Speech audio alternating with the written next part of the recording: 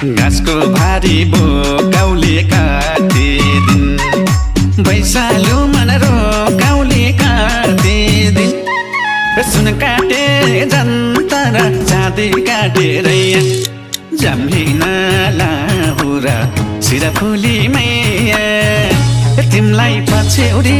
किन्दिउँला नयाँ नयाँ तिमलाई पछ्यौरी किन्दिउँला नयाँ नयाँ तिमलाई पछ्यौरी